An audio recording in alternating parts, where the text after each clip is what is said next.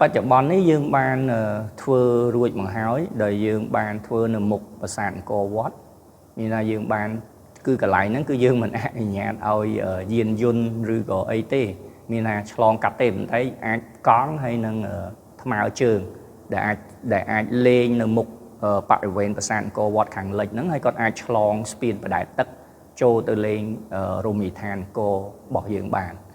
ហើយយើងបច្ចុប្បន្នយើងឃើញថាពេលល្ងាចឡើងគឺទទួលបានប្រជាប្រិយភាពច្រើនដែរដែលគេហៅថាដែលមនុស្សទៅលេងច្រើន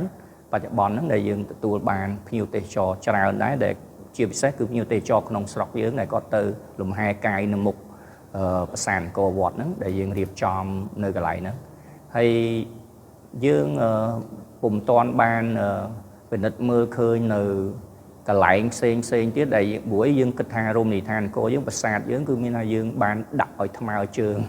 ច្រើនហើយអញ្ចឹងទៅយើងគិតថាក្រុងសៀមរាបអាចនឹងជាចំណុចពិសេសមួយដែលគាត់បានរៀបចំហើយនៅ Pub Street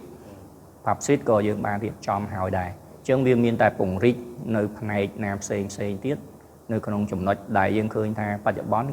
ខេត្តសៀមរាបក៏បានយកចិត្តទុកដាក់រៀបចំនៅផ្លូវវត្តបូដែលរៀងរាល់ល្ងាចកម្មវិធីគឺមានថា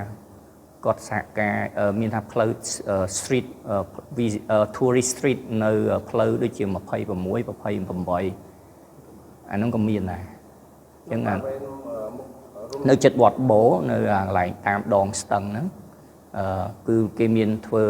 ផ្លូវរបស់គេផ្លូវទេសចរមួយពង្រីកបន្ថែមពីលើ Pub Street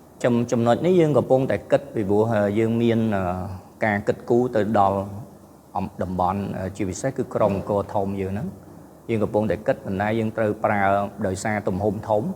យើងត្រូវមានមធ្យោបាយអីជំនួសខ្លះដែរសម្រាប់ភ្ញៀវទេសចរដែលគាត់មានបញ្ហា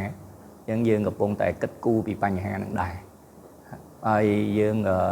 នឹងរៀបចំនៅក្នុងតំបន់អង្គរធំបើសិនជាថ្ងៃខាងមុខបើសិនជាយើងពិចារណាតំបន់អង្គរធំគឺជាចំណុចសំខាន់ដែលយើងនឹងរៀបចំមិនឲ្យមានចរាចរណ៍យានយន្តឬក៏អីផ្នែកណាមួយដើម្បីនិយាយទៅគឺតំបន់អង្គរធំដែលយើងដឹងហើយមានទំហំផ្ទៃដី3គីឡូម៉ែត្រ4ជ្រុង